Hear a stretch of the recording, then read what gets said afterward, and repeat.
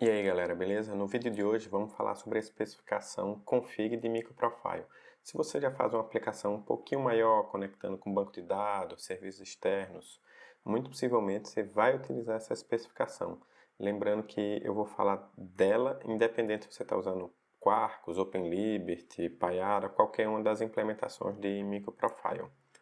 Estamos falando da versão 3.2, que utiliza a versão 1.3 de config. Ela está bem estável.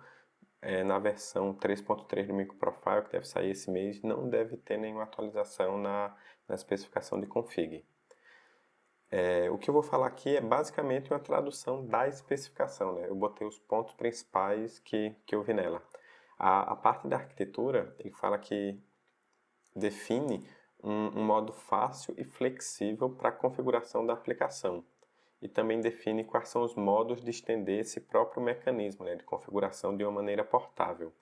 Então, assim, dado que você empacotou sua aplicação e aí vai fazer o deploy em qualquer um dos ambientes, ambiente de desenvolvimento, homologação ou produção, a parte de config define como você pode alterar as propriedades, né, que sua aplicação precisa. Por exemplo, a conexão com o banco de dados. Qual é a fundamentação para a gente ter essa especificação? Dependendo do ambiente que vai rodar, como eu falei, algumas propriedades devem ser alteradas. Por exemplo, banco de dados, serviços externos, algumas funcionalidades como se fosse a parte de Open Tracing Metric. Se você está no teste, pode ser que você não precise que elas estejam habilitadas, né? Não faz sentido ficar populando talvez um nosso Jäger da vida, o envio de e-mail. Vamos desabilitar o envio de e-mail na parte de desenvolvimento, enfim. Permite toda essa flexibilização dependendo do ambiente e a gente configurar ela. Quais são as principais interfaces que a gente tem na parte de config?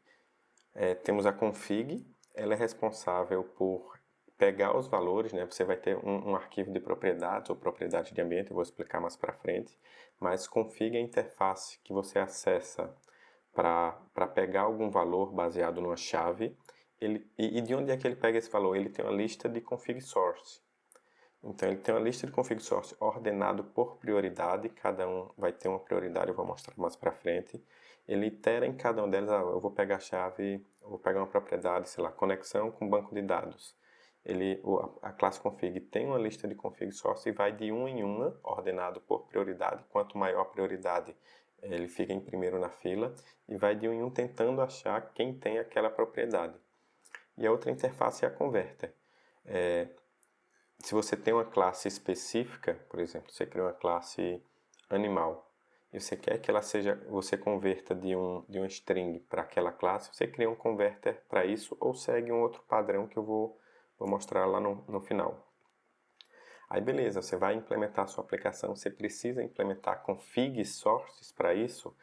Não, a especificação já fala de 3 padrões que toda implementação tem que ter. Tem a parte de parâmetro de inicialização, que seria similar a você fazer um system.getProperty ou properties.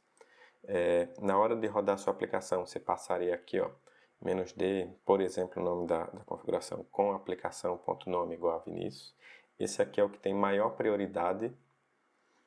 O outro config source padrão que você vai encontrar é como se fosse uma variável de ambiente. Se tiver no Linux, você exporta essa variável aqui com esse nome, com underline, aplicação underline nome. Então, se os dois estiverem setados, qual é o que tem maior prioridade? Esse aqui que tem um ordinal maior. E a última configuração padrão são todos os arquivos microprofile, config.properties que estiverem no seu class path. Ela tem ordinal 100. Então, no mínimo, duas configurações padrões você vai ter. O último vai ter aqui. Para quem já viu no Quarkus, ele não seguiu esse padrão aqui de microprofile, config properties. Não sei se internamente ele cria esse arquivo, mas quando a gente está programando nele é application.properties, que eu acho que é igual ao do Spring Boot.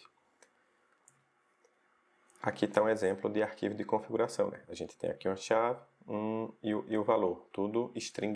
Ele trabalha internamente com string. Então, vamos no código para saber como a gente utiliza no código, como interage com aquelas interfaces e como eu posso injetar algumas propriedades. Lembrando que o código eu vou deixar disponível no Git e boa parte dele está na própria definição de config que está no Git, né? Eu criei aqui uma classe, ó, Application Scope, lembrando que no nosso POM eu só estou adicionando a especificação, ó, não estou adicionando nada, nenhuma implementação específica.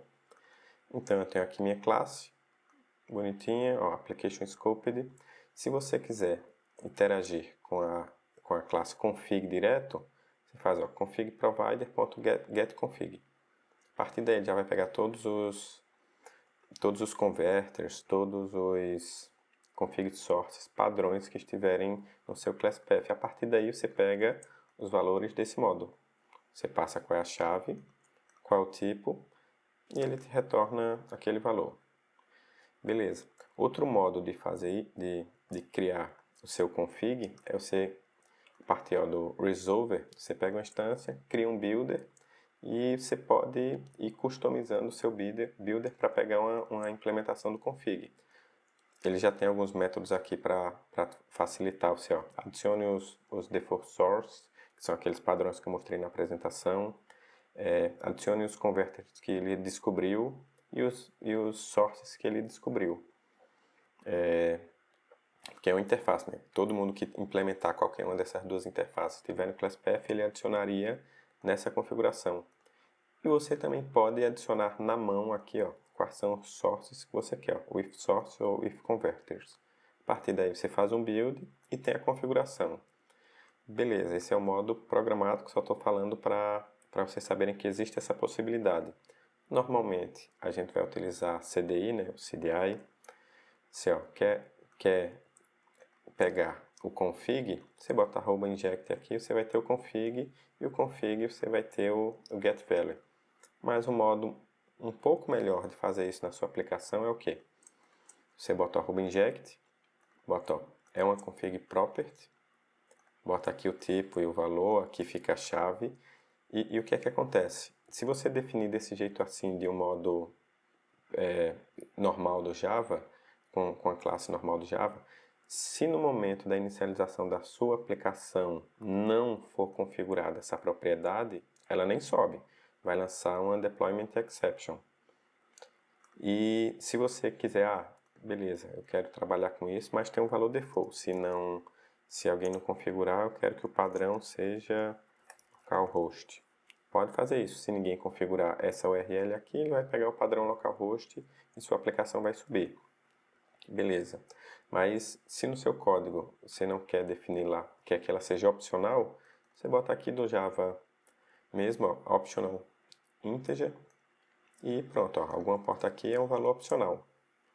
Se você quiser também, coloca aqui, ó, default value, sei lá, 8080, entre aspas, né, aqui, ó, tudo é string, beleza. Outro modo de fazer isso seria utilizando a interface aqui provider. É como se fosse para alguma propriedade que vai ser lazy. No momento que você fizer um @get, que aqui tem um get similar a optional, ele pega aquela propriedade. Uma das coisas que ele resolve seria dependência cíclica. Outra coisa bem interessante é se você, no teu arquivo de propriedades ou nos parâmetros, né, você separar por vírgula as propriedades, os valores, você pode injetar um array de string, uma lista de string ou então um set. Qualquer um desses modos aqui serve para você pegar uma propriedade multivalorada. E aí beleza, você quer, e a última classe que eu falei foi dos conversores. Você pode criar um conversor, né? Você pode ir lá, implementar a interface converter, que ele tem somente um método, que é converte o valor naquele seu tipo, o tipo que você criar, ou você cria um arquivo no teu projeto com esse nome aqui, ó, quais são os converters, e dentro dele você bota o nome da classe toda. Então, dentro desse arquivo aqui tá errado, tá inf, você coloca o nome completo da sua classe. Bota lá com um pacote com o nome da classe. Ou programaticamente, que nem eu mostrei aqui, né, lá em cima você bota o if converters, você adiciona ele, E o modo que eu acho mais simples é, se você está criando uma classe, por exemplo, meu objeto, ele pode converter ela se você tiver alguma dessas condições. Ele tem um método estático off, que recebe um string e retorna o meu objeto, ou o value_of, ou um construtor que recebe string, ou um parse que recebe um char sequence. Então, qualquer um dessas condições que tua classe atender, ele vai conseguir injetar. Com isso, você vai ter o quê? Você colocaria aqui inject, quais são suas propriedades, né? Aqui você criaria o quê? Meu objeto, ou minha classe. É só minha classe, é só essa classe ter atender alguma dessas condições e ela vai ser convertida automaticamente para você. E lembrando que a gente tem os config sources padrões, mas se você quiser fazer um config source que, por exemplo, vai no seu banco de dados e pega alguma propriedade, o que é que você faz? Você cria uma classe config source. Se você quiser registrar ela, você pode registrá-la pelo builder, ou você pode gerar esse arquivo aqui e dentro dele colocar o nome da tua classe completa. A partir daí a implementação vai utilizar esse config source. Dentro dele o que é que você define? Qual é o ordinal dele? Normalmente você vai colocar acima de 100, né, que o padrão é que seja 100. Quais são os nomes das propriedades que ele identifica, que tem nele. Aqui um mapa de propriedade chave e valor. Aqui um método para você recuperar o valor baseado numa chave. E aqui o nome do teu config source.